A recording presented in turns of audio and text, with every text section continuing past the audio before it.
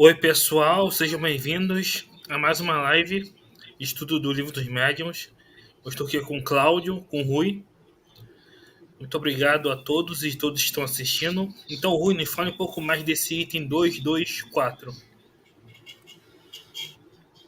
Pois não, Eric, vamos iniciar mais uma sessão de estudo, dando continuidade ao capítulo de número 19, que nos mostra o papel dos médiuns nas comunicações.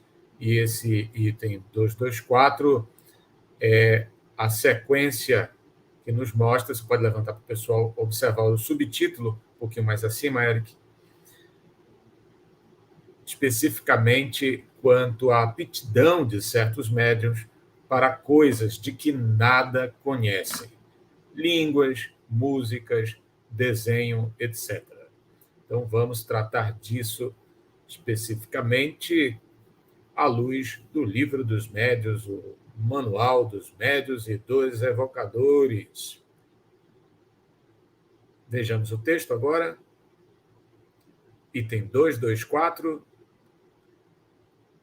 O espírito que se quer comunicar compreende, sem dúvida, todas as línguas, pois que as línguas são a expressão do pensamento, e é pelo pensamento que o espírito tem a compreensão de tudo. Mas, para exprimir esse pensamento, torna-se-lhe necessário um instrumento, e este é o médium. A alma do médium, que recebe a comunicação de um terceiro, não a pode transmitir senão pelos órgãos de seu corpo. Ora, esses órgãos não podem ter, para uma língua que o médium desconheça, a flexibilidade que apresentam para a que lhe é familiar.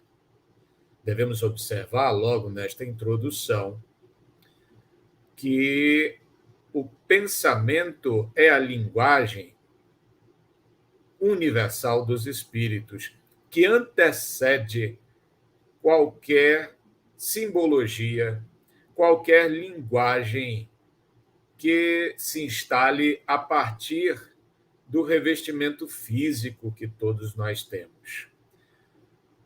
Pelo corpo, estamos relativamente com as faculdades embotadas.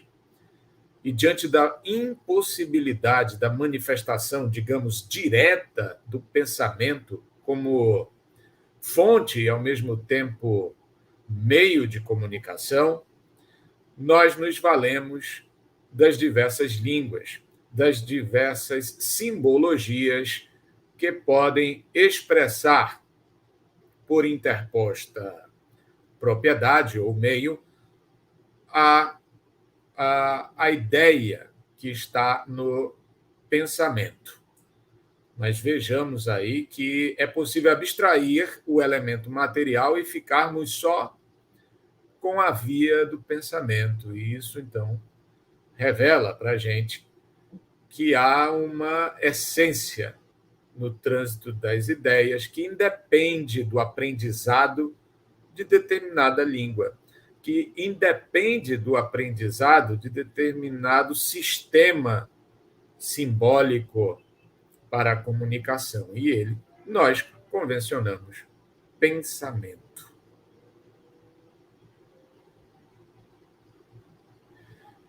Algum comentário? Não havendo, podemos seguir no texto para o próximo parágrafo.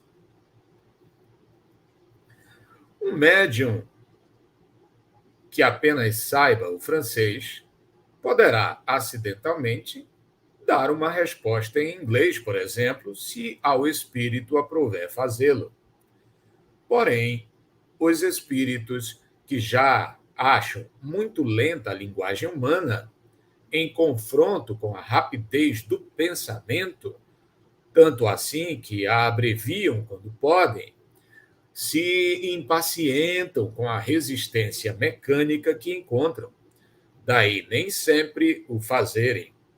Essa também é a razão por que um médium novato que escreve penosa e lentamente, ainda que na sua própria língua, em geral, não obtém mais do que respostas breves e sem desenvolvimento. Por isso, os espíritos recomendam que, com um médium assim novato, inexperiente, só se lhes dirijam perguntas simples, naturalmente para o desenvolvimento. Para as questões de grande alcance, faz-se mister um médium desenvolvido, que nenhuma dificuldade mecânica ofereça ao espírito. Ninguém tomaria para seu ledor um estudante que estivesse aprendendo a soletrar.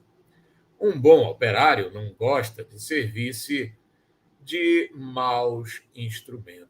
Observamos na parte final do parágrafo que se trata de uma analogia, uma comparação.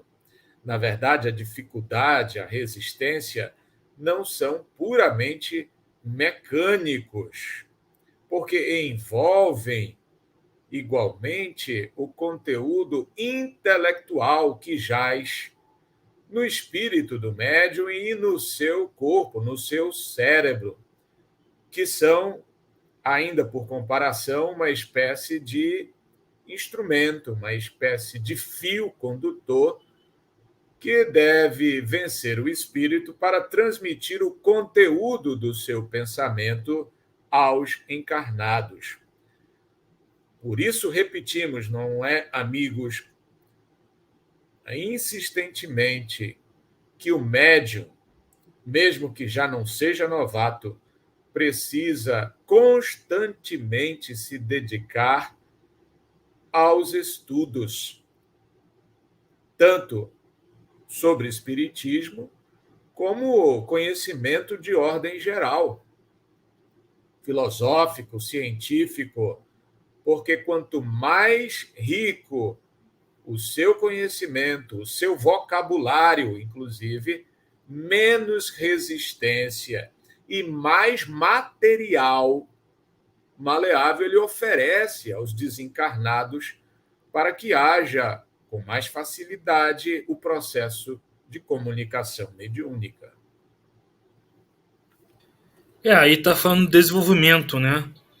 Então, médiums que ainda estão em desenvolvimento normalmente têm respostas mais curtas, né? Então, para um tratado mais longo, é necessário um médium mais desenvolvido, né? Como diz aí a metáfora, né? Um bom operário não gosta de se utilizar de maus instrumentos, né? Ele quer um instrumento mais aperfeiçoado. Da mesma forma com o médium, né? Por isso que é necessário o desenvolvimento da mediunidade, né? Pelo exercício constante. E aí o médium começa depois a psicografar a, coisas mais desenvolvidas, né? Então, o desenvolvimento da mediunidade é essencial.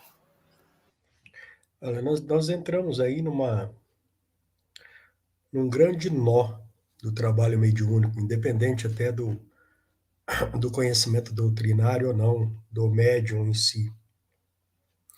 A grande questão, pelo menos a que a gente enfrenta aqui, é a seguinte. A gente sabe que está num país que tem pouca leitura, vamos dizer assim. Parece que é uma constante do povo, né? Esquecendo essas questões de governo aí. A literatura hoje está na mão de qualquer pessoa aí, principalmente pela internet hoje, né?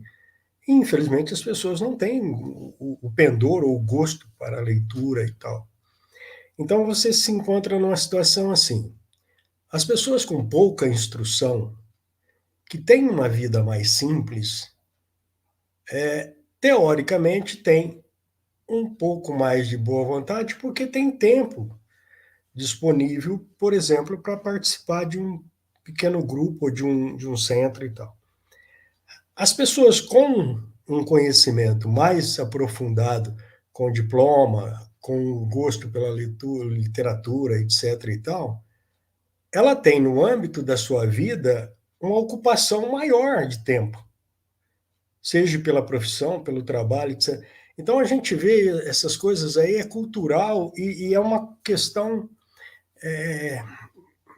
estrutural mesmo. Quer dizer, a pessoa que às vezes detém um conhecimento dificilmente tem tempo ou se dá o trabalho de se dedicar à questão do estudo doutrinário e principalmente da prática mediúnica, né? Mesmo que tenha em si ali o pendor para a mediunidade ou a mediunidade latente. Então, a gente vê isso daí acontecer muito nos grupos hoje. E aí é muito difícil, é uma frase aí corriqueira, é como você tentar tirar leite de pedra. Às vezes você está exigindo da mediunidade em si, daqueles que estão ali ao alcance do trabalho,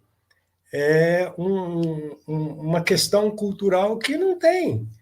E isso, por exemplo, que a gente sempre prima para pedir para os médiuns estudarem, e estudarem não é mergulhar a cabeça na doutrina, é estudarem no âmbito geral, ler, né, se informar, para que a própria espiritualidade tenha conteúdo para tirar dali.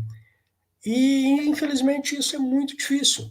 E, às vezes, a gente quer, como se diz aí, o ditado, tirar leite de pedra. É preciso observar muito isso. Eu digo isso porque eu tenho, por experiência, o trabalho nas duas pontas. A maioria dos médiuns com quem eu trabalho nos últimos anos são de pessoas simples, com pouca cultura, com pouco estudo, com pouca. Enfim, alguns que têm letrados, formados, diplomados, etc. e tal, dificilmente vão à frente. Às vezes participam durante algum tempo, às vezes se assustam com o aspecto mediúnico, tá? De sair de si um conteúdo que ele sabe que não é seu. Isso assusta muito o médium que tem. A pessoa com a mediunidade que tem conhecimento, pelo menos a experiência que a gente teve aqui, ele se assusta de que aquilo que sai dele, embora ele tenha consciência e conhecimento para aquilo, ele sabe que não é dele. Isso causa um certo temor nos médiuns nesse sentido aí. Então, a questão aí de um bom operário gosta de servir-se de maus instrumentos, a espiritualidade, acho que, como se diz aí, dá até laço um pingo d'água para fazer um pouco do trabalho que faz hoje, viu? O óbice, como diz a primeira parte do parágrafo, não é intransponível. Não se dispondo de um bom médium nesse sentido desenvolvido, né, pela cabedal de conhecimentos, os espíritos podem suprir a falta, vamos dizer assim, com um maior vigor de vontade para que o conteúdo faltante seja transmitido, não é? Mas isso é cansativo, como se coloca aí. Isto é algo que os espíritos não desejam regular ordinariamente.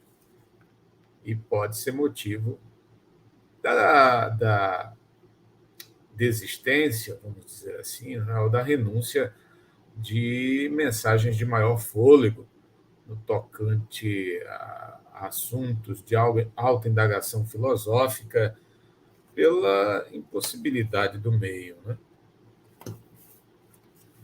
Muito bem, vamos seguindo aí para um outro ponto de vista. No parágrafo a seguir, Kardec acrescenta: ora, acrescentemos outra consideração de muita gravidade no que concerne às línguas estrangeiras. Os ensaios deste gênero são sempre feitos por curiosidade e por experiência. Ora, nada mais antipático aos espíritos do que as provas que tentem sujeitá-los. A elas jamais se prestam os espíritos superiores, os quais se afastam logo que se pretende entrar por esse caminho. Tanto se comprazem nas coisas úteis e sérias, quanto lhes repugna ocuparem-se com coisas fúteis e sem objetivo. Dirão os incrédulos, para nos convencermos, e esse fim é útil, porque pode granjear adeptos para a causa dos espíritos. A isto respondem os espíritos: a nossa causa não precisa dos que têm orgulho bastante para se suporem indispensáveis. Chamamos a nós os que queremos, e estes são quase sempre os mais pequeninos e os mais humildes. Fez Jesus os milagres que lhe pediam os escribas? E de que homem se serviu para revolucionar o mundo? Se quiserdes convencer-vos, de outros meios dispondes, que não a força. Começai por submeter-vos. Não é regular que o discípulo imponha sua vontade ao mestre.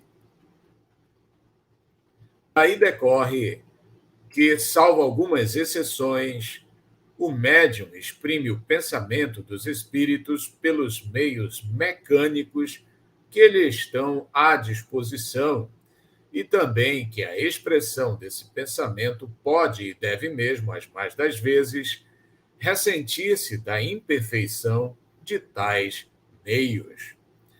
Assim, o homem inculto, o campônio, poderá dizer as mais belas coisas, expressar as mais belas e as mais filosóficas ideias, falando como Campônio, porquanto, conforme se sabe, para os espíritos o pensamento a tudo sobrepuja. Isto responde a certas críticas a propósito das incorreções de estilo e de ortografia que se imputam aos espíritos, mas que tanto podem provir deles como do médium. Apegar-se a tais coisas não passa de futilidade. Não é menos pueril que se atenham a reproduzir essas incorreções com exatidão minuciosa, conforme o temos visto fazerem algumas vezes. Lícito é, portanto, corrigi-las sem o mínimo escrúpulo, a menos que caracterizem o espírito que se comunica, caso em que é bom conservá-las como prova de identidade. Assim é, por exemplo, que temos visto um espírito escrever constantemente Julie, sem o S, falando de seu neto, porque, quando vivo, escrevia desse modo, muito embora o neto, que lhe servia de médium, soubesse perfeitamente escrever o seu próprio nome. Vamos observar neste trecho, meus amigos, mais de uma instrução interessantíssima. Só para começar, eu aqui chuto a bola dizendo que neste trecho antecipa Kardec uma abordagem do capítulo relativo às perguntas que se podem fazer aos espíritos, nos advertindo, alertando desde logo que não devemos pô-los à prova, querendo lhes submeter a uma espécie de inquérito, uma espécie de questionário para desafiá-los a dizer, segundo a nossa curiosidade, ou segundo a nossa pretensão de confirmar certos dados, inclusive de identidade. Isso é, dentre outros, um elemento que devemos levar para os grupos mediúnicos, para as sessões espíritas práticas, como uma maneira de evitar que o trabalho desande, que o grupo seja mistificado, que o médium resulte improdutivo ao final, pelo afastamento dos bons espíritos que não toleram esse tipo de desafio, duelo, esse tipo de confronto. Passo aos amigos. O Arthur está entrando aí. Boa noite, Arthur. Olha, Bem-vindo. também é questão de primordial de trabalho com grupos espíritas. Infelizmente, parece que é quase que inconsciente, né? Quando as pessoas procuram uma casa espírita para respeito de receber uma orientação espiritual ou uma mensagem de um ser querido desencarnado, infelizmente já é de natureza nossa, a gente vem com os questionamentos, né? Então, quando a gente começou a perceber essas coisas, a espiritualidade realmente diz que a própria doutrina, eles disseram, estudem a doutrina. Vocês vão ver que não é má vontade nem dos espíritos para se comunicarem, e nem dos espíritos que se prontificam a organizar esses trabalhos. Existem N situações que podem impedir uma mensagem, né? Essa daí é uma delas. Ele falou: é claro que tudo é analisado. Um familiar, geralmente, quando busca um consolo de uma mensagem de um ser querido, embora ele venha com essa pretensão de querer provas, ele vem de coração aberto. Aí é uma coisa, eles nos explicaram. Muitas vezes, se nós temos um médium minimamente capacitado, nós conseguimos superar essa questão, e quando não conseguimos um contato direto com esse espírito, conseguimos passar notícias consoladoras sobre ele.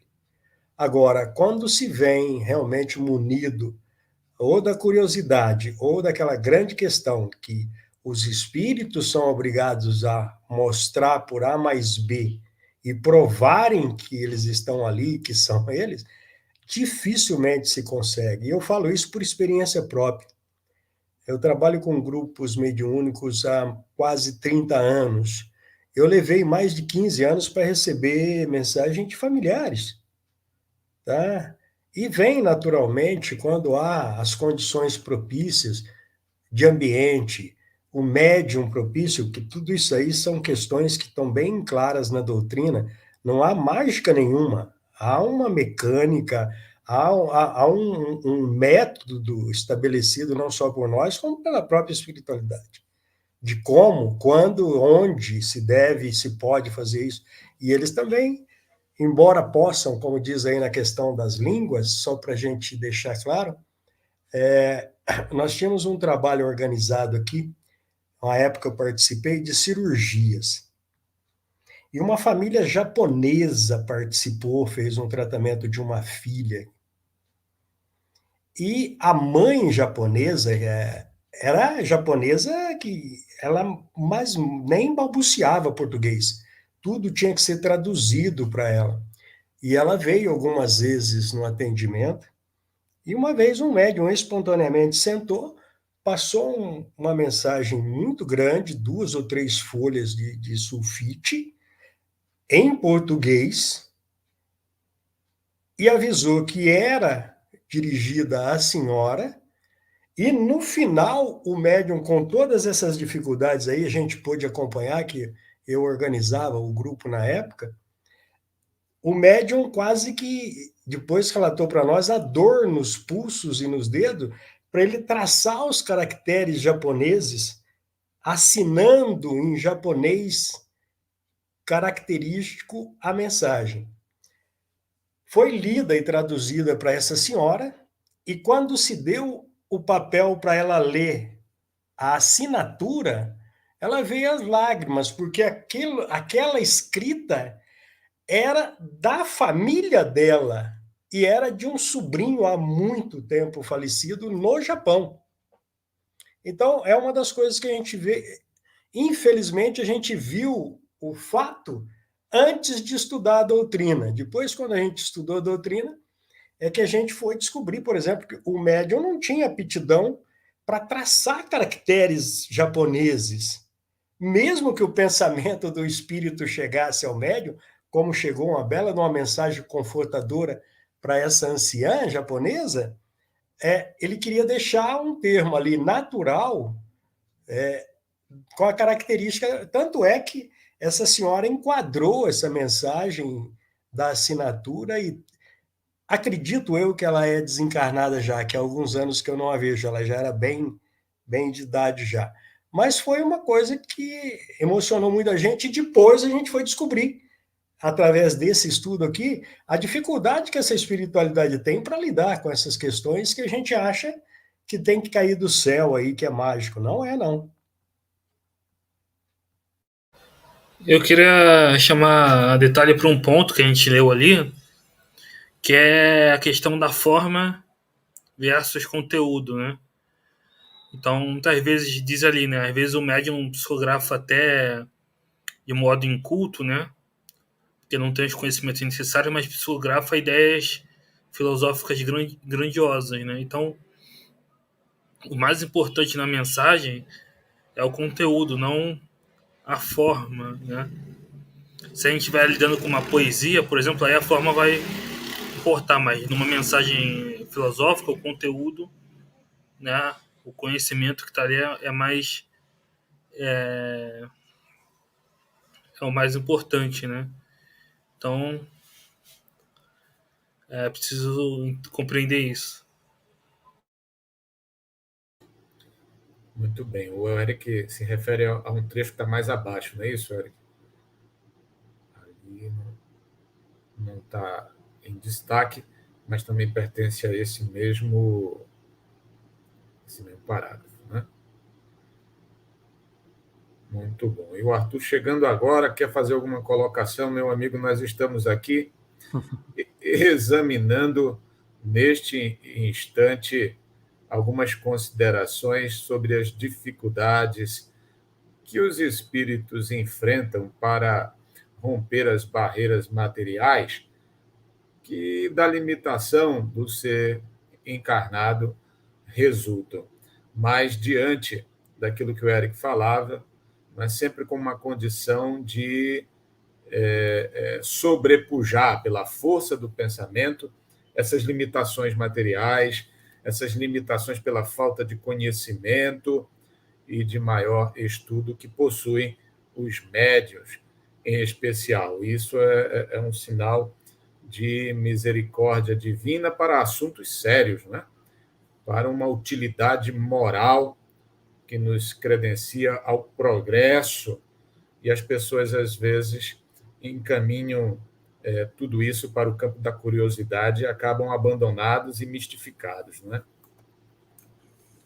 Os espíritos, boa noite primeiramente, né? A todos aí, ao Cláudio, ao Eric, ao Rui, a todos que nos assistem. Realmente, né, tal como na época de Jesus, né, que muitos se aproximaram dele pelas vantagens que ele podia oferecer. E isso ocorre muito, né? A grande parte de nós, por vezes, só vai procurar algo de espiritual buscando vantagens nisso, ou buscando,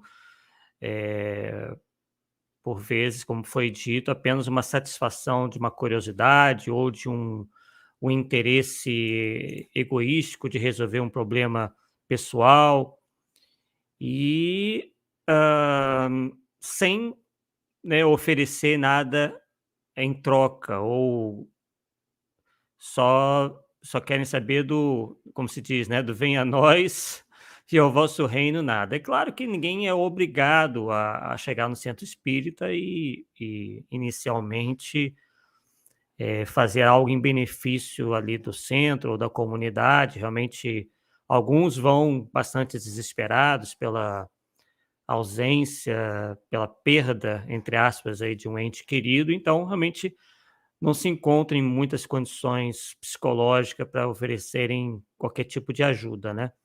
Mas, no segundo momento, nada lhes impede de quem sabe, se aproveitar aquela oportunidade para se aprofundarem nas coisas do espírito, e não simplesmente irem ali e resolverem um problema ali, porque a coisa vai muito além. Inclusive, pelo próprio fato de estarem naquele desespero, já demonstra que há ali uma carência de conhecimento, né. Então, ir atrás desse conhecimento, se aprofundar nas coisas do espírito é algo que realmente só vai realmente beneficiar.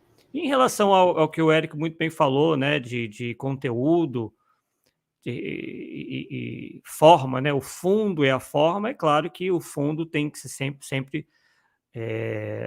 estar acima.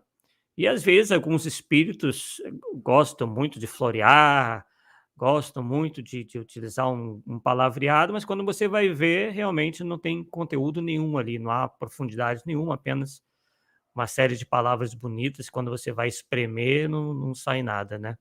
Então, nos falta, a muitos de nós espíritas, esse bom senso de separar o que realmente é profundo do que, na verdade, é apenas um amontoado de palavras colocadas juntas que só servem para, muitas vezes, enganar os encarnados em relação às luzes daquele espírito.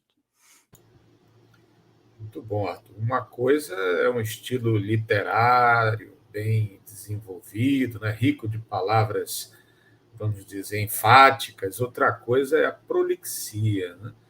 Outra coisa é o exagero no uso de palavras com o vazio de ideias. E, lamentavelmente, é preciso um olhar atento, que nem sempre está disponível ao consumo de todos, né, a técnica de distinção.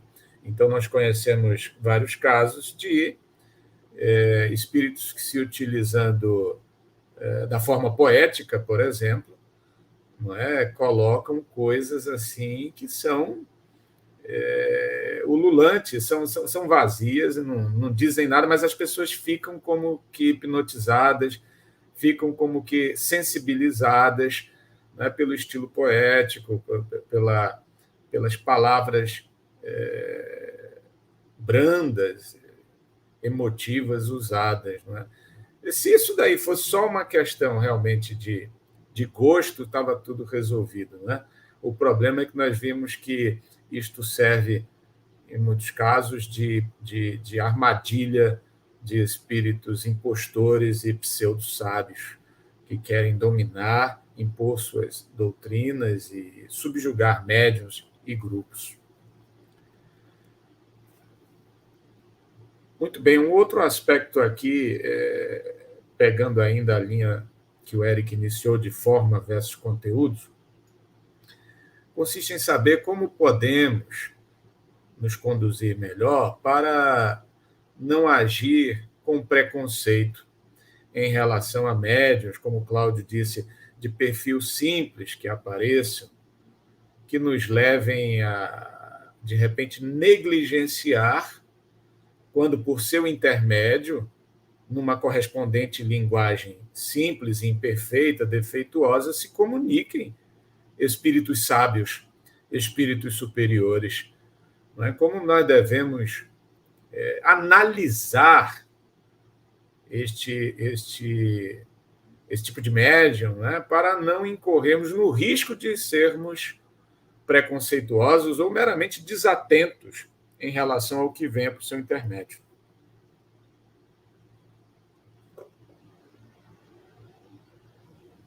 Só para ilustrar, Rui, você lembrou bem aí, a gente tem, vou colocar o panorama para vocês, duas médiums, duas pessoas muito queridas, amigas e tal, participavam do grupo. Uma com afluência, porque é formada e tal, escrevia, às vezes, numa noite, 20, 30, chegou a 50 folhas de sulfite, com a grafia enorme, etc. e tal. A outra médium, com os garranchinhos, uma página, 2 páginas. Quando a gente começa a analisar isso, você pega 50 folhas daquela médium que escrevia celery, não é ali, você põe no papel, dá uma folha de caderno de coisas desconexas. A outra ali que escrevia os garranchinhos e tal, você tirava um fundo moral ali em 3 ou 4 palavras, em 3 ou 4 linhas. Aí a gente começou esse trabalho de observação real da coisa. A gente lembra até hoje, você colocava as folhas de sulfite, a gente usa o sulfite aqui, em pastas de cada médium, né? Então, aquela médium fluente na escrita já tinha ali 5, 6 pastas cheias. que você não tirava ali 5 páginas de conteúdo vazio. A outra ali com meia pastinha, quando você via o trabalho vir crescendo, o espírito vindo, conseguindo, acho que vencer os óbices que encontrava na simplicidade da médium, e vem ali, algum tempo depois, você vê ali uma folha, como é que vamos dizer assim?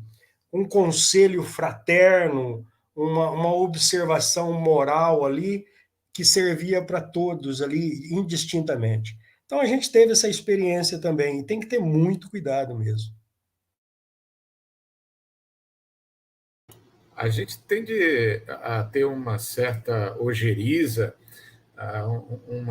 um certo desprezo quanto à quantidade de equívocos, né, no emprego da língua acontece, né? A gente tende a desistir um pouco. Não sei quanto a vocês, eu tenho um pouco ainda essa imperfeição, essa tendência assim de me deixar contaminar pelos ouvidos e assim, quando eu vejo muita coisa que não consegue deslanchar pela imperfeição, né, pelo uso inadequado da língua, mas é preciso todo esse exercício, como o Cláudio exemplifica, para que estejamos atentos também a uma função secundária de intérprete. Né? Às vezes nós vamos ter que nos colocar como intérpretes do intérprete, que é o médium. Né? E poderemos, com esse esforço, né, pondo de lado tudo que é forma, inclusive os erros de linguagem, extrair ditados morais da mais alta importância, não num contexto de conselho familiar ou mesmo de utilidade moral para a humanidade. Pode, o homem simples pode, enfim, uma simples linha, né, tirar dúvidas e pôr luz, pôr clareza em muitos dilemas, né, em muitas contradições ou dúvidas, perplexidades do nosso tempo.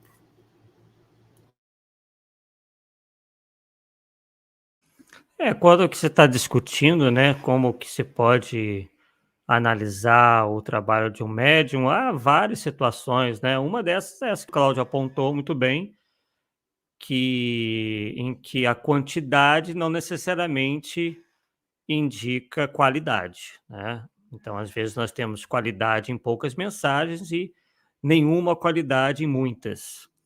Mas, obviamente, tem várias situações, né, que, que vão indicar se ali realmente se encontra um bom médium ou não, ou, né, um bom intermediário dos espíritos.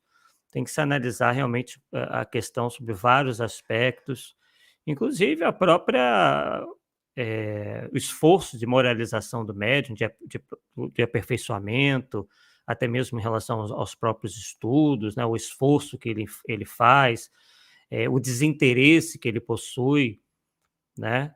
Então, possivelmente, se esse médium é um médium esforçado e procura esse melhoramento, tanto no aspecto moral quanto no aspecto intelectual, a tendência é que ele vá cada vez mais se aperfeiçoando, né? Enquanto outros que, às vezes, não são tão dedicados, possivelmente não terão uma produção mediúnica importante, né? Mas aí, obviamente, tem uma série de casos específicos que precisariam também ser analisados, mas a gente só está aqui fazendo certas generalizações.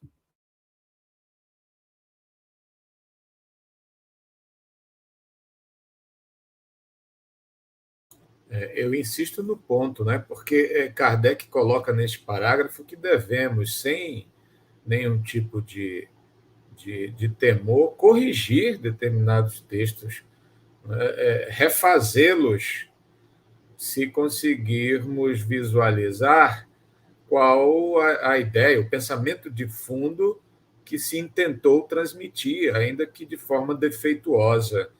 Então, muita gente pode pensar que isso é uma espécie de fraude, é uma espécie de substituição da mensagem do espírito por algo que é consciente voluntariamente do médium ou mesmo do dirigente de grupo, não é? Quando, na verdade, se trata de aproveitar, né, com a melhor forma de facilitar a compreensão um pensamento que se determinou muito bem como objeto daquela comunicação. E o que importa, no final das contas, é a ideia, é a substância, o conteúdo, e isso, em determinados contextos, a gente relega para um segundo plano quando, por exemplo, deseja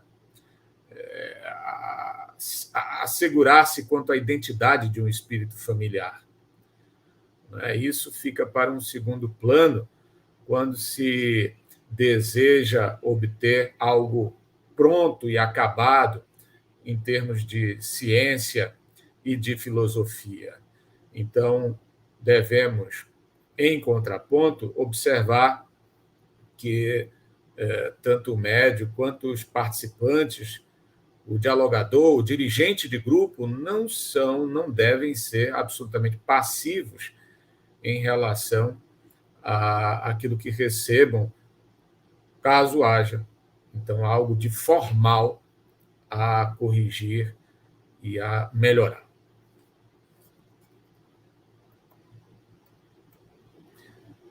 Pessoal, nós temos ainda uma outra parte do capítulo, mais algum tema a observar neste trecho?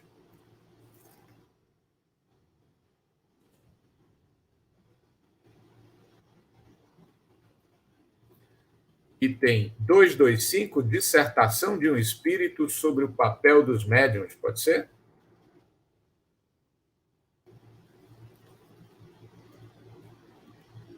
Item 225, nosso próximo.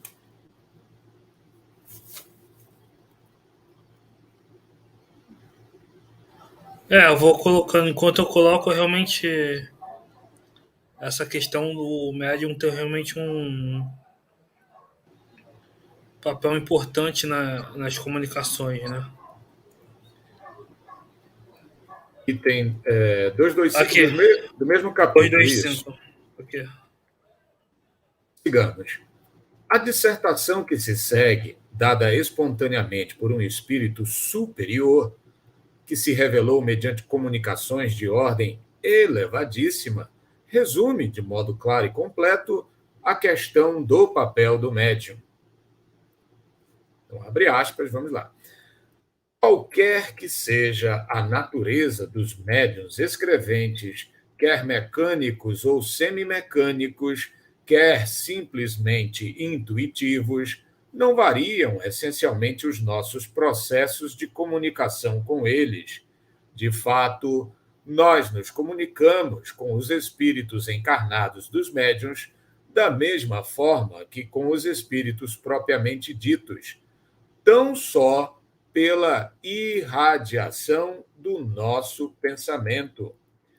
Os nossos pensamentos não precisam da vestidura da palavra para serem compreendidos pelos espíritos, e todos os espíritos percebem os pensamentos que lhes desejamos transmitir, sendo suficiente que lhes dirijamos esses pensamentos, e isto em razão de suas faculdades intelectuais.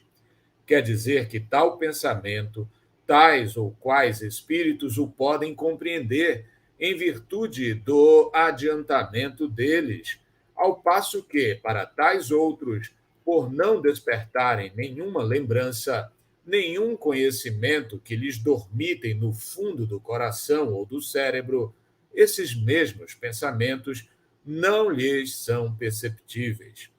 Neste caso, o espírito encarnado, que nos serve de médium, é mais apto a exprimir o nosso pensamento a outros encarnados, se bem não o compreenda, do que um espírito desencarnado mais pouco adiantado, se fôssemos forçados a servir-nos dele, porquanto o ser terreno põe seu corpo como instrumento à nossa disposição, o que o espírito errante não pode fazer. Lendo essa parte aqui, meus amigos, me recordo algumas teorias esdrúxulas que falam de um certo veículo mediúnico entre desencarnados.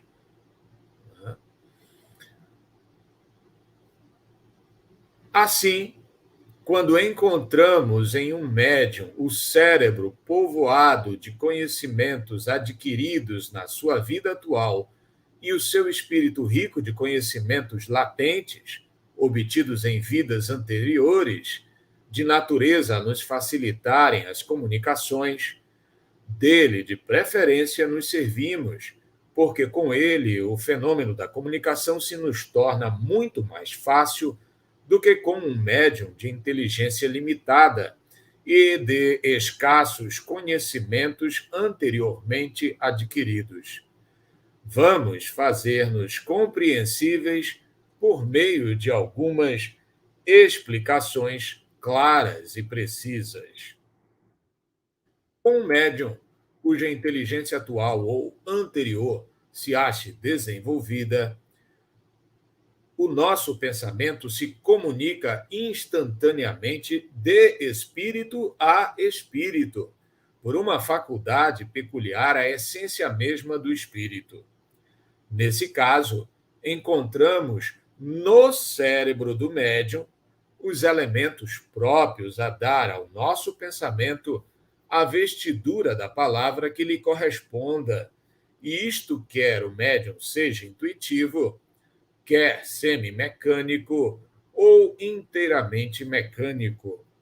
Essa a razão porque, seja qual for a diversidade dos espíritos que se comunicam com o médium, os ditados que este obtém, embora procedendo de espíritos diferentes, trazem, quanto à forma e ao colorido, o cunho que lhe é pessoal. Com efeito, se bem o pensamento lhe seja de todo estranho, se bem o assunto esteja fora do âmbito em que ele habitualmente se move, se bem o que nós queremos dizer não provenha dele, nem por isso deixa o médium de exercer influência no tocante à forma, pelas qualidades e propriedades inerentes à sua individualidade. É exatamente como quando observais panoramas diversos, com lentes matizadas, verdes, brancas ou azuis. Embora os panoramas ou objetos observados sejam inteiramente opostos e independentes, em absoluto um dos outros, não deixam, por isso, de afetar uma tonalidade que provém das cores das lentes. Ou, melhor, comparemos os médiuns a esses bocais cheios de líquidos coloridos e transparentes que se vêem nos mostruários dos laboratórios farmacêuticos. Pois bem, nós somos como luzes que clareiam certos panoramas morais, filosóficos e internos através dos médiuns azuis, verdes ou vermelhos, de tal sorte que os nossos raios luminosos, obrigados a passar através de vidros mais ou menos bem facetados, mais ou menos transparentes, isto é, de médiuns mais ou menos inteligentes, só chegam aos objetos que desejamos iluminar, tomando a coloração, ou melhor, a forma de dizer própria e particular desses médiuns. Enfim, para terminar com uma última comparação, nós, os espíritos, somos quais compositores de música que hão composto ou querem improvisar uma área e que só têm à mão um piano, um violino, uma flauta, um fagote ou uma gaita de 10 centavos.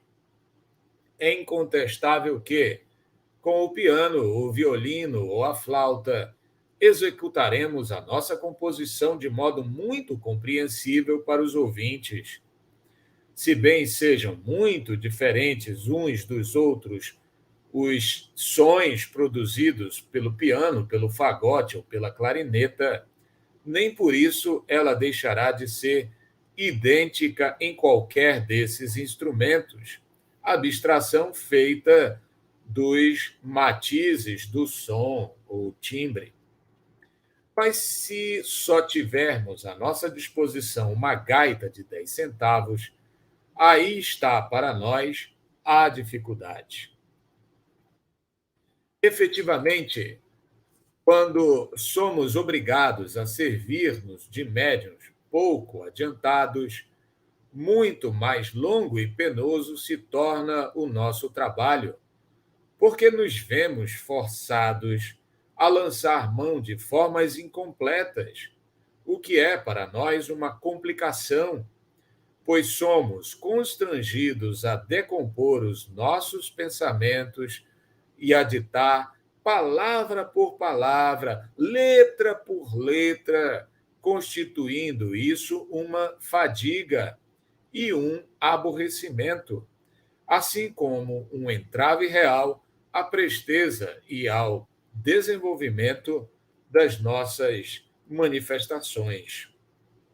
Por isso é que gostamos de achar médiuns bem adestrados, bem aparelhados, munidos de materiais prontos a serem utilizados.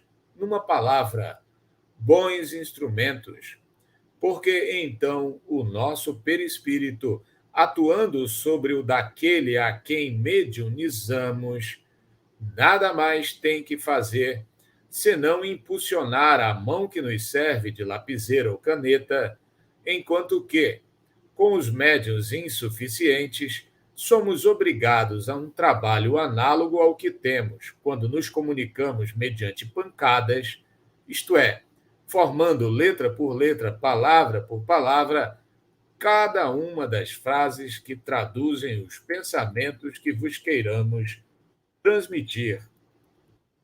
É por estas razões que, de preferência, nos dirigimos para a divulgação do Espiritismo e para o desenvolvimento das faculdades mediúnicas escreventes, às classes cultas e instruídas, embora seja nessas classes que se encontram os indivíduos mais incrédulos, mais rebeldes e mais imorais. É que, assim como deixamos hoje aos espíritos galhofeiros e pouco adiantados o exercício das comunicações tangíveis, de pancadas e transportes, assim também os homens pouco sérios preferem o espetáculo dos fenômenos que lhes afetam os olhos ou os ouvidos aos fenômenos puramente espirituais, puramente psicológicos. Quando queremos transmitir ditados espontâneos, atuamos sobre o cérebro, sobre os arquivos do médium e preparamos os nossos materiais com os elementos que ele nos oferece e fornece, e isto mesmo a sua revelia. É como se lhe tomássemos à bolsa as somas que ele aí possa ter e puséssemos as moedas que as formam na ordem que mais conveniente nos parecesse. Mas, quando o próprio médium é quem nos quer interrogar, bom é reflita nisso seriamente, a fim de nos fazer com método as suas perguntas, facilitando-nos assim o trabalho de responder a elas. Porque, como já te dissemos em instrução anterior, o vosso cérebro está frequentemente em inextricável desordem, e não só difícil, como também penoso se nos torna mover-nos no dédalo dos vossos pensamentos. Quando seja um terceiro quem nos haja de interrogar, é bom e conveniente que a série de perguntas seja comunicada de antemão ao médium, para que este se identifique com o espírito do evocador e dele, por assim dizer, se impregne, porque então nós outros teremos mais facilidade para responder, por efeito da afinidade existente entre o nosso perispírito e o do médium que nos serve de intérprete. Sem dúvida, podemos falar de matemáticas, servindo-nos de um médium a quem estas sejam absolutamente estranhas. Porém, quase sempre, o espírito desse médium possui, em estado latente, conhecimento do assunto, isto é, conhecimento peculiar ao ser fluídico e não ao ser encarnado, por ser o seu corpo atual um instrumento rebelde ou contrário a esse conhecimento. O mesmo se dá com a astronomia, com a poesia, com a medicina, com as diversas línguas, assim como com todos os outros conhecimentos peculiares à espécie humana.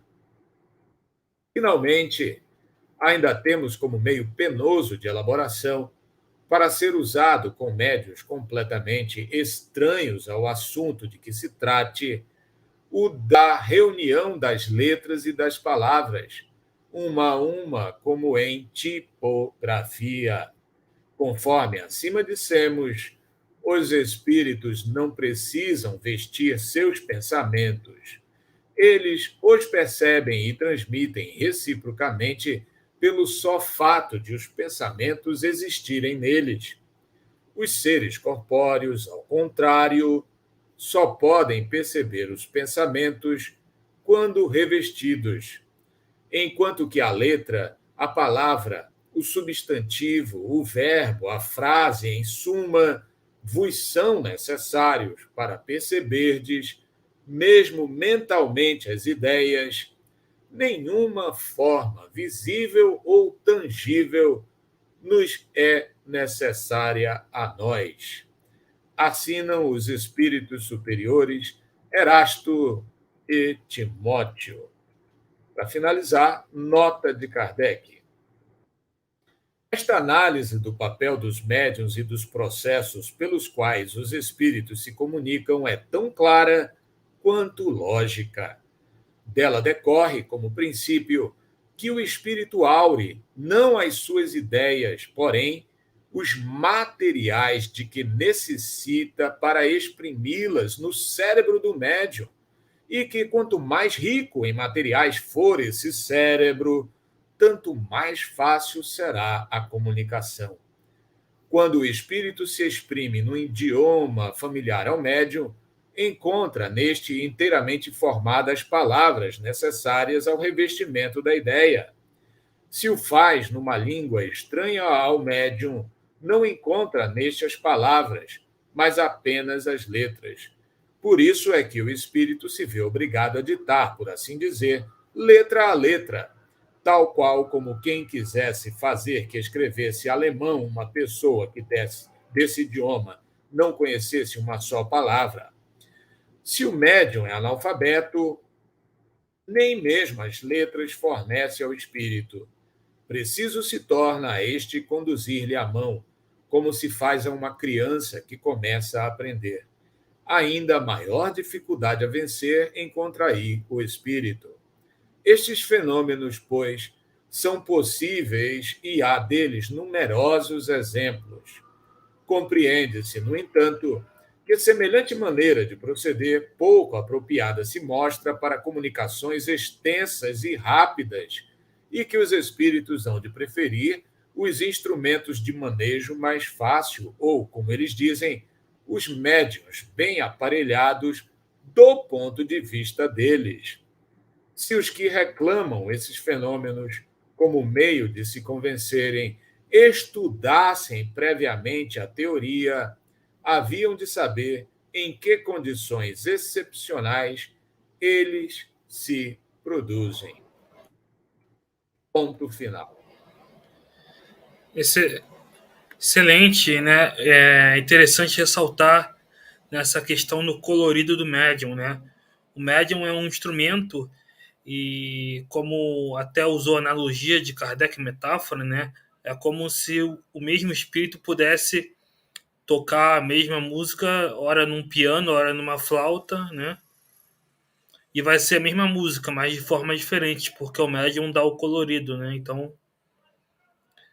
mas aí ele vai ter dificuldade se for numa gaita barata, como diz ali. Então, o espírito ele se utiliza dos ele não aure, como diz ali, né? Ele não aure as ideias no médium, ele aure o material, né? No cérebro do médium, né? Então é como diz ali, né? Se o médium souber várias línguas, o espírito vai ter mais facilidade para escrever em outras línguas, se puder, né? Se o médium souber só uma língua, ele vai escrever naquela língua, e se quiser escrever em outra, vai ter dificuldade porque vai ter que ditar letra por letra. Se for analfabeto, vai ter que pegar e desenhar a letra como se fosse com uma criança, né? Vai ter que. Então, cada vez, quanto menos material tem no cérebro do médium, quanto menos material tem no cérebro do médium, mais difícil fica para o espírito, né? Então, é bem interessante. Então, por isso que o médium tem que estudar, né? Isso é um incentivo ao médium ter que estudar. Essa pergunta 225 é um tratado sobre mediunidade, né? Fantástico. Tá?